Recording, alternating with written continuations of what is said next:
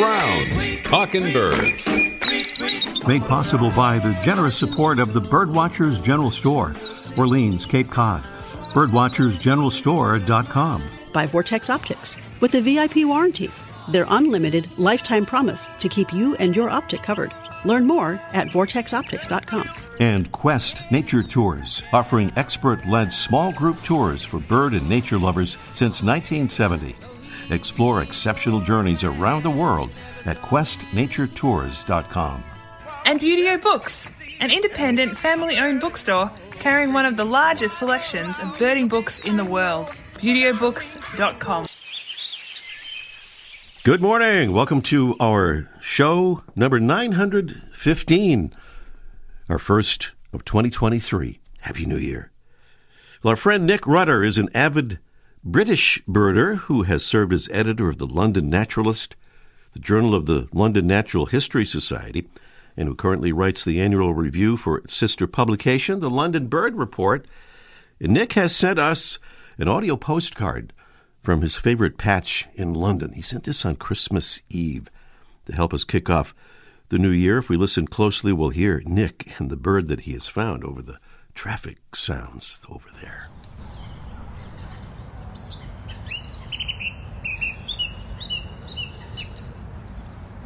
This is Nick Rutter from London, England, on my patch at Wandsworth Common, listening to a song thrush on Christmas Eve. They start to sing in December, and it's a sign that the days are starting to get just that little bit longer now. Best wishes to everyone for the holiday season. Short and sweet. Thank you so much, Nick. And I believe on our website or Facebook page, I think probably both, we have a picture of Nick with our friend Candy Powell from Rhode Island. She and her husband were over there in London a couple of years ago, and Nick took them out birding in the London area. We get a picture of that. By the way, Nick's daughter was here in the U.S. a few years ago. She visited Mike O'Connor's famous store on Cape Cod and purchased a Birdwatchers General Store T-shirt for her dad. And Nick says, quote, "The T-shirt is still going strong, a quality product from Mr. O'Connor." Thank you, Nick. And Mike, thanks you too. Well, it's Christmas bird count season. Christmas bird counts going on all over North America, Central America, South America, and beyond. And that includes right in our home territory of Massachusetts. And we're about to get a quick update of a bird count, a Christmas bird count, with our own Debbie Bleacher. She's out there in Sector 2 in the town of Sudbury, west of Boston. Good morning, Debbie. Good morning, Ray. And you've got a whole team out there, I believe, with you. Am I right? Yep, we have a small but mighty team, yes. We have, go ahead. Oh, no, I was going to say birding and flirting, right? Yes, we have the marvelous birder, John Edmondson, out here, and my husband, Peter Dane, is our designated flirter. Yep, and me. Nice. And how about some birds? Sure. We have seen, our most exciting find was the sighting was a red-tailed hawk hunting low at Assabet National Wildlife Refuge. We heard a mob of chickadees screaming, and then all of a sudden this hawk appeared. It was great. There's a sound for you, yeah. So the count goes until, the 5th of January, if I'm right. So folks could still sign up, but I think you were going to give a little plug for, maybe next year if it's too late to sign up this time, right? Yes, absolutely. The Christmas bird count runs every year. Depending upon where you live, it can be any time between December 14th and January 5th. And you can sign up at audubon.org and find out when it is in your area. Okay, something to dream about over the long winter season here. Debbie, thank you so much. Good luck to you and Peter and John with that birding and flirting and that Christmas bird count. Thank you. Oh, you're welcome, Ray. My pleasure. All right. Our Debbie Bleacher out there in a Christmas bird count just west of Boston. We were hoping to hear from our friend Kimberly Mutu. She's out in the San Francisco area. She was actually doing a Christmas bird count yesterday, or she was planning to do one yesterday. But she says this is her first note. It has rained 3 inches since yesterday and more to come. I was supposed to be at Ano Nuevo State Beach and Park on the CBC, but the roads are closed due to mudslides. So she decided to do her count in her backyard. She had 17 species, 57 birds in her backyard. Anna's hummingbird, Buick's wren, California towhee, fox sparrow, golden crown sparrow, spotted towhee. Lots of amazing birds. So thank you, Kimberly. She is heading for Hawaii. So we're hoping to get maybe a postcard, an audio postcard from Kimberly. And what we have there is the sound of our mystery bird. I don't know how much help that sound will be, but we'll provide some clues here. This is a preview of our mystery bird contest. Our bird is a medium-sized diver, often seen on small lakes and ponds. The male's head, chest, back, and hind end are black. The sides are gray with a white stripe up the shoulder. It has kind of a bump or peak at the back of the head. The bill is blue-gray with a conspicuous white ring and a black tip. Both the common name and scientific name, collaris, as in collar, refer to one of this bird's most inconspicuous field marks. In other words, it's another of those birds whose name just doesn't fit its appearance, like the black duck, which is not really black exactly, and the red-bellied woodpecker, which doesn't exactly have much of a red belly.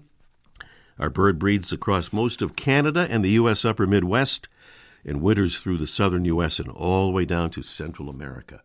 That's a preview of our mystery bird contest. As usual, we have some marvelous prizes, this time from Beautyo Books and Mary's Gone Crackers. And if you win our mystery bird contest, you'll be entered in the random drawing for an HD optical system Vortex binocular. We'll be giving that away around Valentine's Day, and everybody who wins the contest between now and then will be entered in the drawing to win that beautiful prize, that beautiful thing there.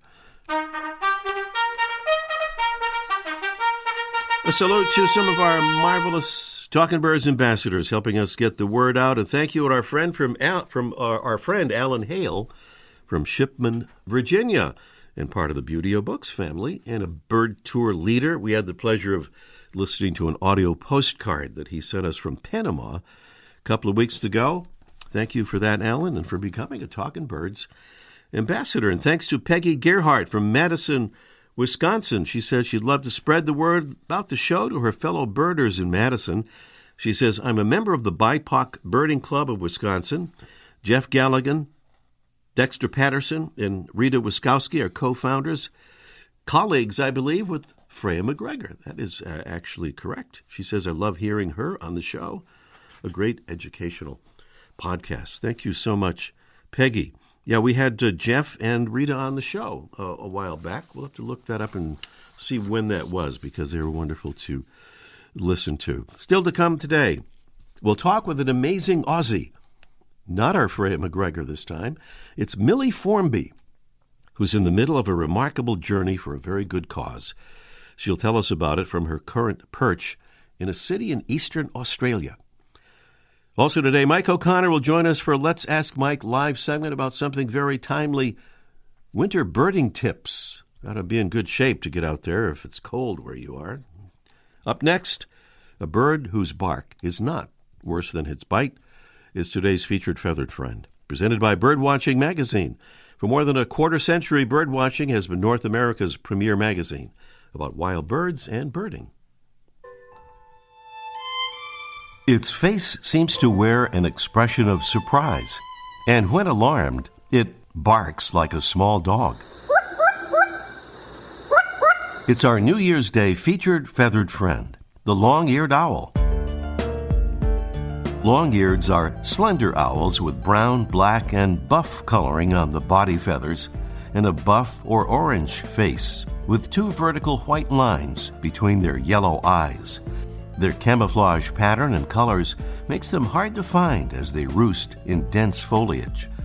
Long-eared owls are nimble flyers, gliding over grasslands in search of the small mammals on which they feed, using hearing so acute that they can snatch prey in complete darkness with their asymmetrical ear openings that help them determine the target's direction and distance, along with a large facial disc that captures and directs the sound of the prey.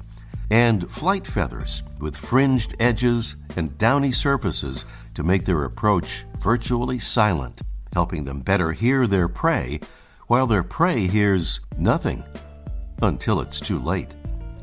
And our bird doesn't just bark. The male also vocalizes with a hooting sound that can be heard more than a mile away.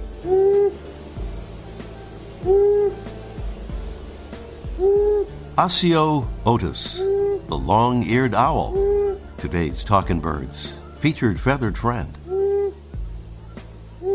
Welcome again to our first show of 2023, our show number 915. Well, if you're looking for some inspiration to help you tackle an adventure in the new year, especially one for a good cause, we might have just the thing for you on today's show, thanks to zoologist, children's book illustrator, self-described bird nerd, and adventurer, Millie Formby, who is doing something very adventurous indeed, flying solo in a very, very small aircraft around the entire perimeter of the continent of Australia for the benefit of bird conservation. We're about to hear more about her adventure as we connect with Millie via slightly delayed Zoom. Good morning, Millie. Good morning, Ray. How you doing? Doing well. I forgot to ask before we went on the air, where exactly are you? I'm in Newcastle, which is about a 2-hour drive north of Sydney. North of Sydney. Mm-hmm. Well, tell us, how did you decide to embark on this amazing journey? Yeah, so I'm currently flying around Australia in a microlight aircraft. The project's called Wing Threads Flight Around Oz, and it's to raise awareness for our migratory shorebirds. And I've been working in shorebird conservation now for about 10 years. And when I got into it, I could see that one of the big hurdles that we faced all the time was getting the word out about migratory shorebirds and the issues that they face. Mm-hmm. So I was hit with this idea that, maybe I could inspire people by doing what shorebirds do best, and that's flying. So I learned to fly a microlight. Yeah. Quite amazing. And what a journey it is. 20,000 kilometers or more than 12,000 miles by microlight plane, or ultralight, I think, as we call it over here. I think it's maybe the same I think plane, over there you call them powered hang gliders. They are different to ultralights. So ultralights tend to be fixed wing aircraft, but the microlights are a powered hang glider. Powered hang glider. That makes it sound a little even more adventurous.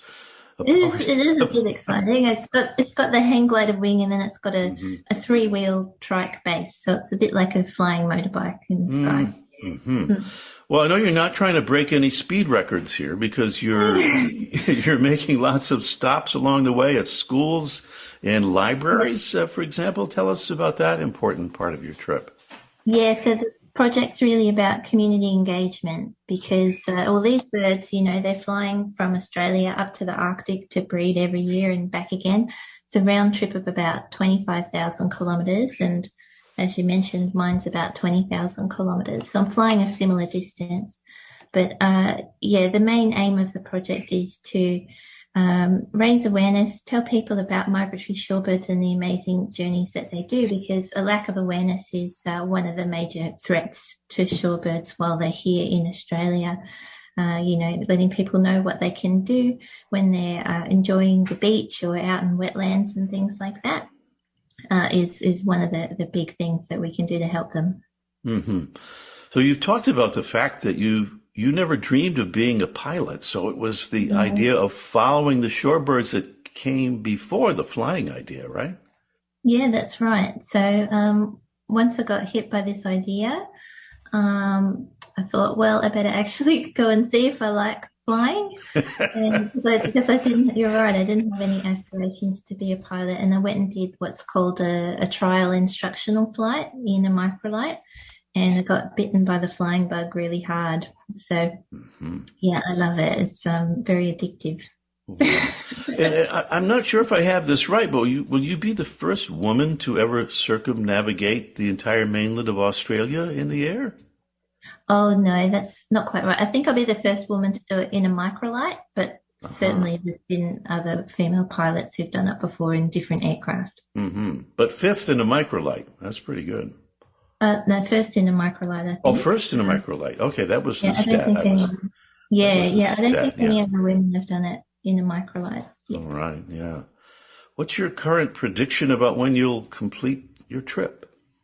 Yeah, so I started in Perth in June of this year. So it's taken me about 6 months to get here to Newcastle. I thought originally it'd take me about 6 months to get all the way around, but I think it's going to take me closer to a year. So I'm having a break here in Newcastle for 3 months over the summer because up north here in Australia is what we call the wet season, and you get all the monsoonal rains. So I don't really want to be up there when that's all happening. So I'll start again in March. Yeah.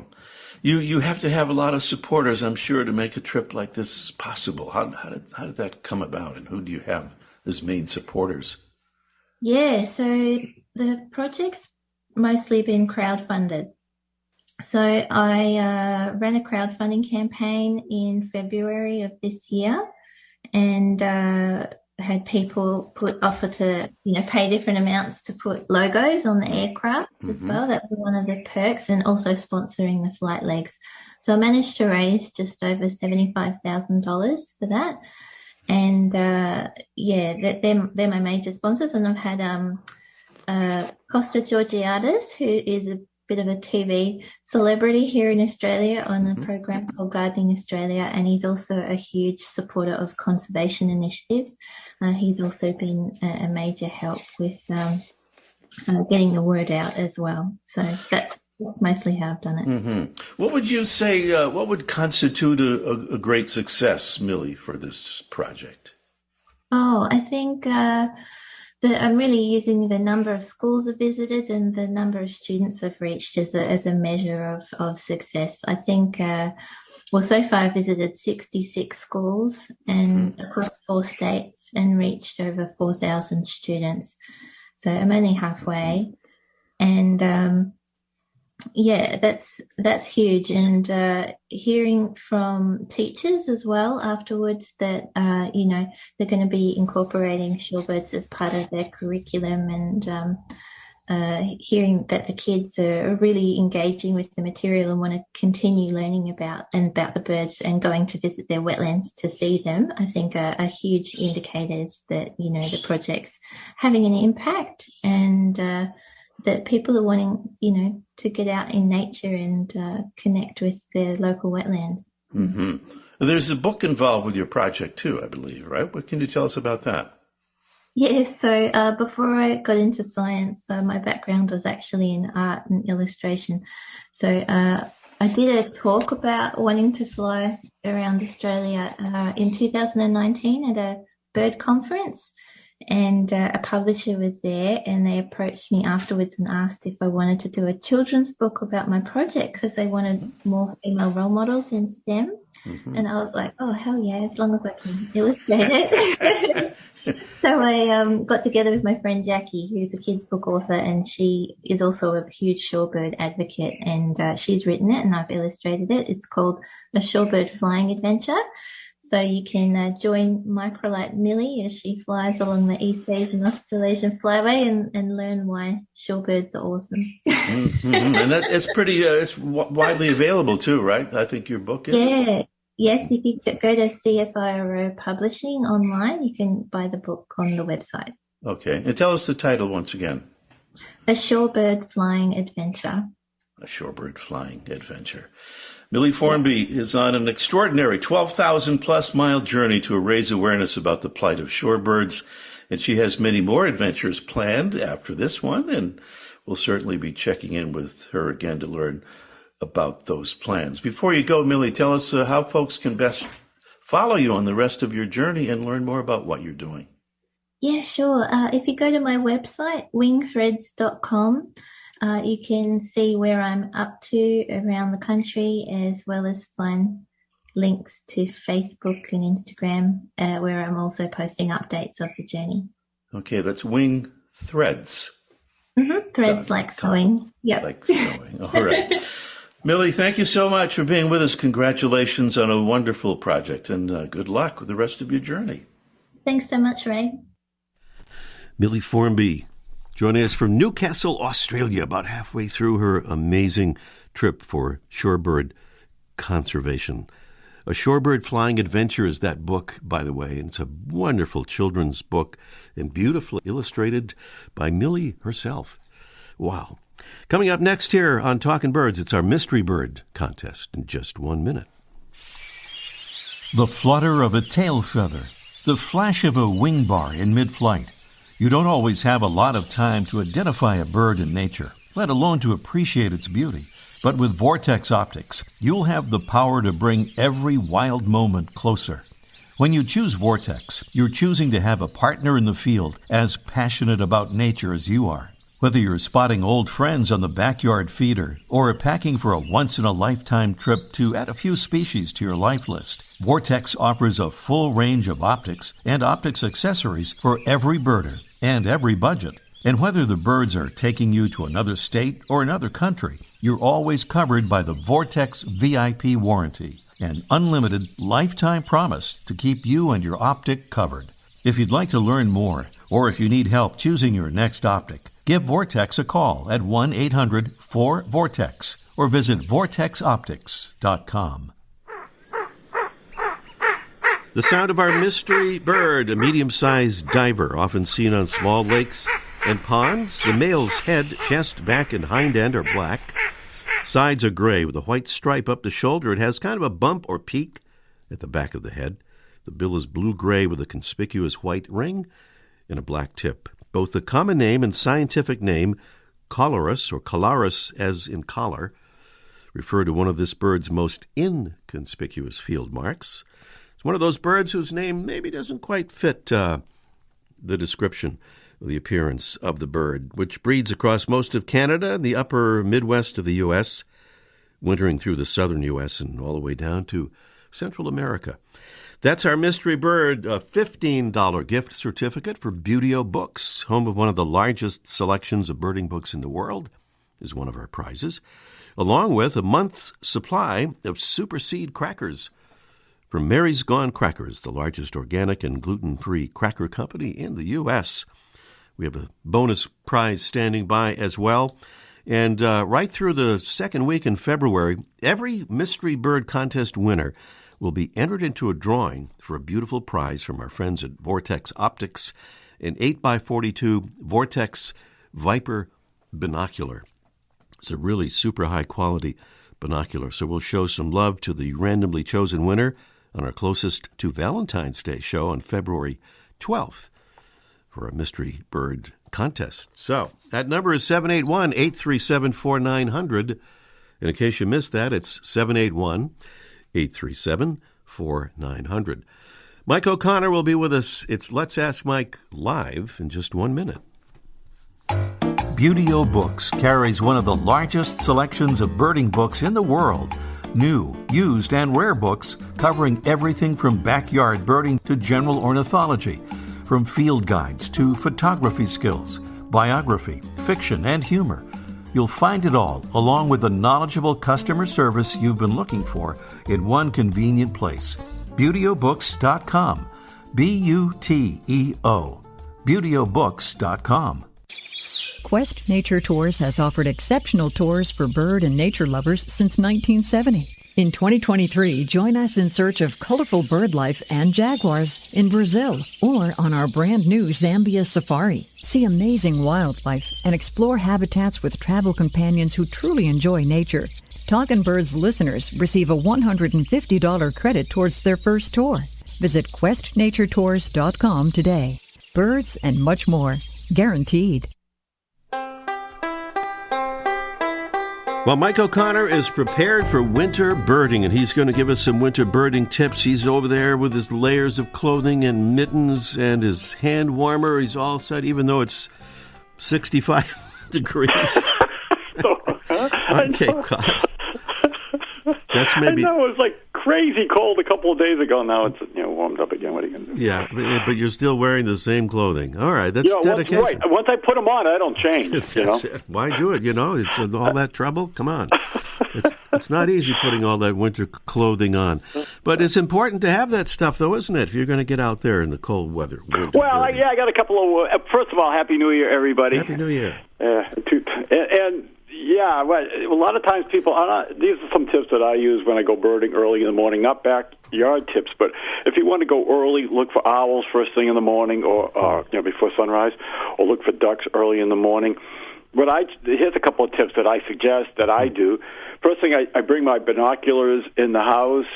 I keep mine in the car, and a lot of birders do in case there's birds. They're always birding no matter what they're doing. But I bring them in the house the night before so they're warm, so they don't steam up when I use them, and the strap's not all stiff and they're not kind of cold. That's the first thing I do. The other thing is I make myself a nice thermos of a hot beverage, preferably Burns and Beans coffee, which is kind of the best. And there's big advantages of that. First of all, you can have the hot drink anytime you want. You don't have to go to a stinking Starbucks or Dunkin' Donuts and get in a line and spend the money and have the trash and have them make it wrong. You have your stuff right there when you need it. So that's the other thing. And yes, I do use hand warmers. I've got cold fingers, and I don't understand. I see birders out with those fingerless gloves. I don't understand that because the palm of my hand is never cold, but my fingers are always cold. Yeah. So I don't get those. So I use hand warmers like skiers use. You can buy those little packages that you open, and they look like little tea bags. And they're not chemicals. They're just iron and charcoal and a little bit of salt. And somehow, magically, they produce heat, and they work great. Or you can buy the kind, and I got some for Christmas, these plug-in ones. They're battery-operated. You just plug them in. Mm-hmm. Like a cell phone, that you charge them up, and then you can have them with you and turn them on. You keep them in your pocket so you can have your hands free. You don't have to have the thick mittens on while you're using your camera or your binoculars. Oh, my God, I'm getting off there already? Oh, we're late here. We're really late. Yeah, we're really late. The days are shorter now. You know how that is. I got one more tip, quick. Yep. If you take your binoculars off before you get in the car because you want to take your jacket off, never put your binoculars on the roof of your car. Oh. I saw a lot of binoculars that people drove away with the binoculars on the roof of your car. Wow. Put them on the windshield, and then if you get in your car and you forget, they're looking right at you. Don't put them on the roof. I didn't know that, but thank you for that's good, all right. That's a good tip.